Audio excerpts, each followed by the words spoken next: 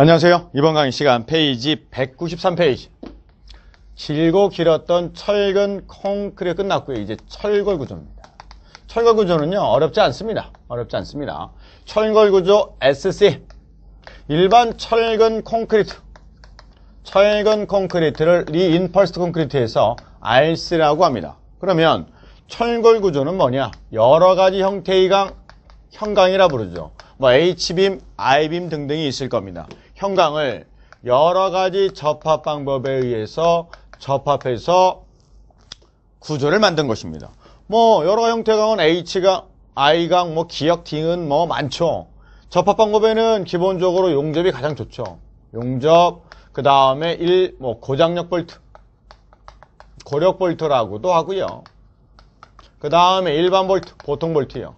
그 다음이 뭐 리벳, 그 다음이 핀 접합, 이렇게 있다고 봅니다. 가장 일반적으로 많이 하는 건 용접과 고장력 볼트를 가장 많이 하죠. 그러면 시험에는 뭐가 나올 거냐 이거죠. 그럼 제일 먼저 철골 구조가 11회 때부터 우리 시험범위였어요. 그러다 보니 아직도 어렵게 나오지는 않습니다. 즉 제일 처음에 지금까지 많이 나오고 나와야 될 내용은 철골 구조와 철컨 구조의 비교가 1순위예요. 계속 어찌 보면 매년 나오고 있습니다. 어렵지 않습니다. 두 번째는 여러 가지 형태의 강에 대한 내용이 나올 거고요. 세 번째는 접합 방법에 대한 내용이 나오겠죠. 요즘의 추세는 접합 방법으로 많이 가고 있습니다. 얘도 뜨문뜨문 나오고 있고요.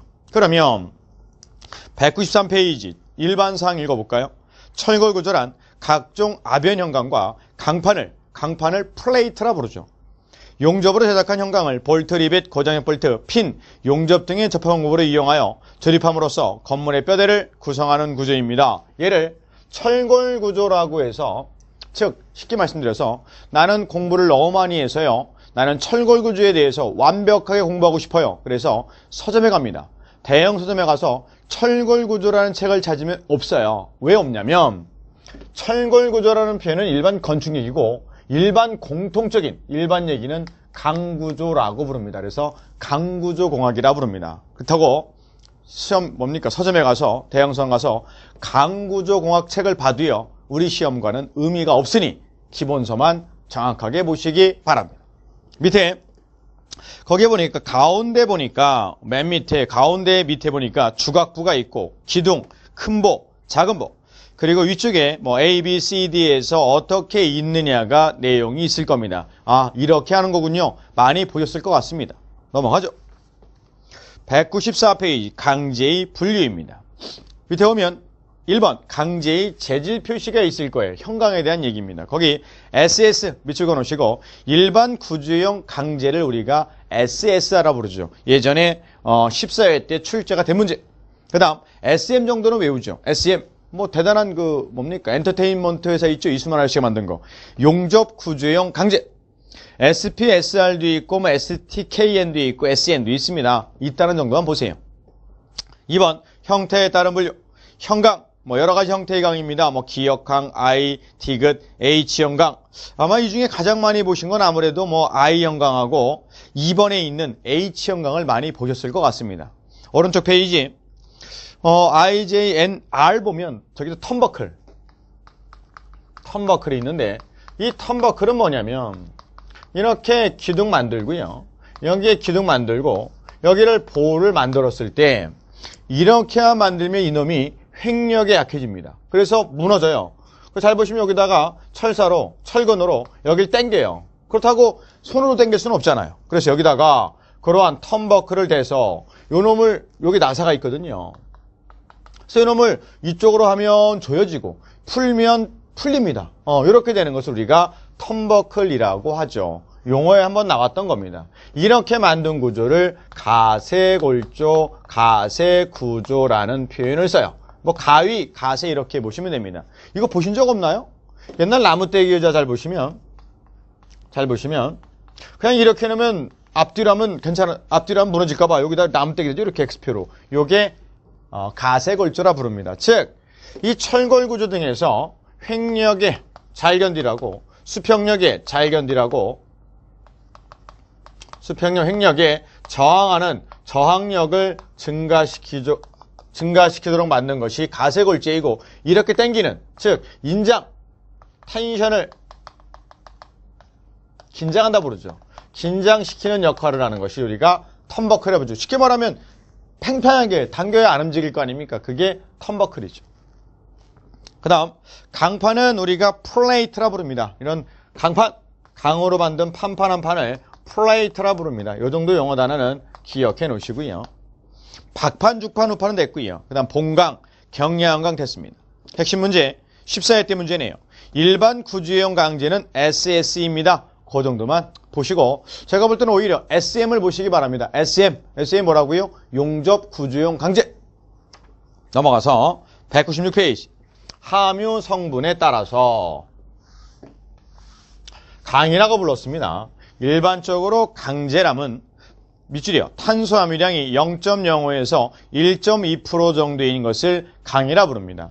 함유 성분에 따라 탄소강, 고장력강, 합금강으로 분류되는데 우리가 기본적으로 이 철골 구조예요. 탄소를 집어넣어요. 탄소를 첨가한 탄소강인데 이 탄소량이 많아지면 강도가 엄청 커집니다. 또 경도도 커져요. 그런데 경도라는 건 단단한 정도라고요. 경도가 커지면 부셔집니다. 부셔지는 성질을 취성이라고 불러요. 취성의 반대말은 연성입니다.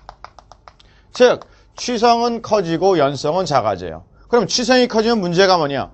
취성이 가장 큰 놈은 어찌 보면 얼음이에요. 그냥 때리면 부셔지잖아요. 그러면 철골로 만든 기둥이 있는데 어떤 하중을 받았을 때 휘어야겠어요? 부셔져야겠어요? 어떤 분도 그럽니다. 내가 부셔지면 부셔지 휘어지면 안 된다고요? 그러지 마세요. 인생 그렇게 살면 안 돼요. 그거는 20대 때이고 40, 50 넘어가면 구부러져야죠. 말 그대로 건물이 구부러져야 그나마 무너지지 않을 거 아닙니까? 즉 탄소량이 많으면 강도도 커지고 경도도 커져서 튼튼한데 문제는 연성이 작아지기 때문에 문제고요. 또 하나가 용접도 잘 안 돼요. 부글부글 끓어요. 용접성이 떨어집니다. 그러니 탄소량이 너무 많아도 좋은 거는 아닙니다. 항상 뭐든지 간에 적당량이 있는 게 중요한 거죠. 철근 콘크리트에서 철근량도 적당히, 그죠? 혼화 재료도 적당히, 다 적당이라고 보시면 될 겁니다. 이거 보죠. 탄소량이 증가하면 강도나 경도는 증가하지만 밑줄이요. 연성, 휘어지는 성질 및 용접성이 떨어지기 때문에 탄소량을 너무 많이 집어넣지 마시고 0.05에서 1.2% 정도만 함유시켰습니다. 그 다음 이 철의 가장 큰 문제가 전에 우리 배웠죠. 철근과 콘크리트를 비교하면서 이 부식성이 커요. 녹슬은다고요. 그러니 녹슬면은 강도가 떨어질 거 아닙니까? 그래서 부식되지 않도록 이 철 성분에 니켈과 크롬을 집어넣어요. 니켈과 크롬을 집어넣은 것을 우리가 스댕이라 부르죠. 스댕은 일본 말입니다. 스테인레스 강이라 부릅니다. 스테인레스가 스테인이 녹슬다 얼룩지다 레스가 아니다는 뜻이거든요. 그래서 녹슬지 않는 강을 만든 게 니켈 크롬입니다. 그래서 니켈 크롬 밑줄이요. 강제의 내식성 증대를 위해서 집어넣은 게 니켈과 크롬입니다. 이렇게 보시면 돼요. 그 다음 뭐죠? 그 다음이 정리할 게 가공 작업에 대한 순서는 어떤 의미냐면 좀 전에 제가 이렇게 그림을 그려드렸어요. 철골 기둥 놓고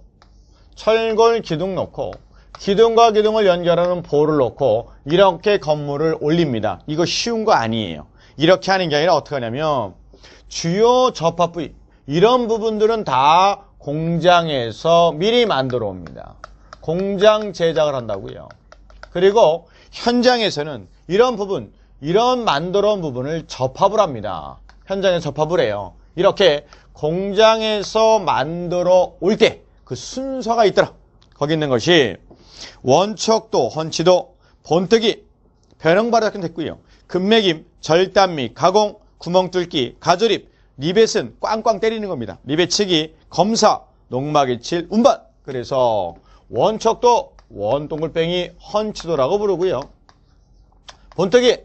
본뜨기는 별거 아닙니다. 우리 왜 이빨 이렇게 썩고 뭐 떼올 때 보면 본뜨잖아요. 그 다음에 금매김은 마킹입니다. 그 다음 절단 및 가공. 절단은 자르고 가공은 구멍 뚫는 거죠. 그 다음 구멍 뚫기.